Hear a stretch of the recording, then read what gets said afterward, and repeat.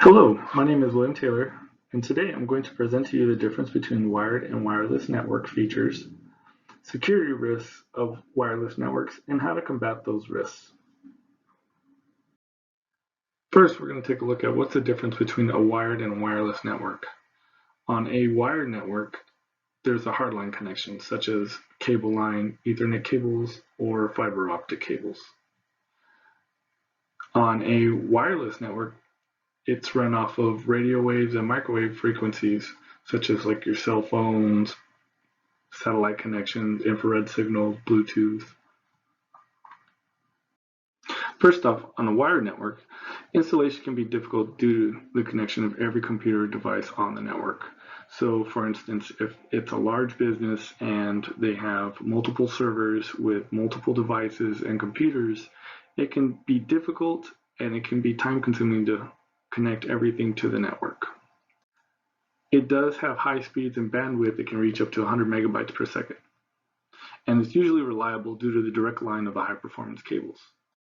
The wired network connection can be made up of Ethernet cables, copper, or fiber optic cable lines. Mobility is limited due to those connections, but there is less network interference and performance is not affected by another device on the network. So for instance, if you have a coworker who has a computer who's running slow, it's not because of your computer being on the network as well. There is a better quality of service with the wired network, and the wired network uses hubs and switches to make the connection on the network. And the applications and standards for the wired network are a local area network, a metropolitan area network, and the standards are IEEE 802.3. On a wireless network, it's a much easier installation, although you do get half the speed and bandwidth of a wired connection, which is usually around 54 megabytes per second. A wireless network does have good reliability, and one of the key features is that you can be mobile and free of cables on the network. You can operate your device or laptop as far as the network range stretches, but security can be compromised easier due to working on the radio and microwave signals. There is a poor quality of service in the wired network as well. And for the applications and standards of the wireless network, there is the WLAN, the WPAN, infrared, Bluetooth, cellular, and the standards for that are IEEE 802.11a, B, G, N, AC, AH, and AX, which usually translates to Wi-Fi 1, Wi-Fi 2, 3, 4, 5, and now we're working on 6. The wireless LANs operate on the data link layers 1 and 2. So now let's talk about the security risk between a wired and a wireless network. A wired network doesn't support firewalls, but the firewall is supported through a device that can be connected onto the network. And it's harder to breach than wirelessly. Whereas a wireless network has a greater security risk. But the good thing though is that the network does have a built-in firewall capabilities. And the downside is that it can be breached easily due to its flexibility and mobility of the network. So to compensate that, there is available encryption protection to protect the data and scramble it all up so nobody can just get on the network and read it. So next, we're going to talk about the security features and their effects on the wireless network. So there are protocols put in place to add some support in the security in the wireless network. And right now there's 4 protocols. The first one was designed and is still used today, but it's the least secure, and that one is the Wired Equivalent Privacy Protocol, or the WEP. The second one is the Wi-Fi Protected Access Protocol, WPA. And the second one was created to fix what the WEP lacked. It uses a temporal integrity protocol key and a pre-shared key for encryption.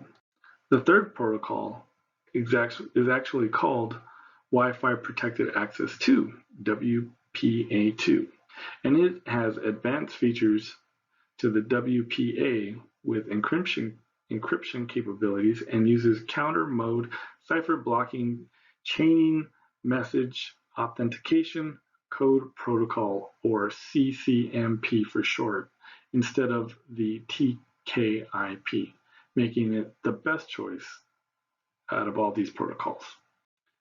And last, we have Wi-Fi Protected Access 3, WPA3. And that is the most recent protocol. And that one as well has advancements in encryption capabilities and can hold off attacks on public and private networks. So what can you do to mitigate the security risks of a wireless network? Well, for starters, it's always good to change your default password and restrict access to who's on the network. Having a password in place is always good, but changing the default can help you stay protected even more. You can also use data encryption software, which can scramble up the data, and then you have the key code, so only you can read it. You can protect your service set identifier, or your SSID. You can always install a firewall as an extra layer of protection or a hurdle to make sure no one gets through. It's always good to use updated antivirus software to protect you while you're on the internet, your email, or searching the web. You can install a virtual private network, or a VPN, which acts like an extra layer of protection to the connection that you have to the server.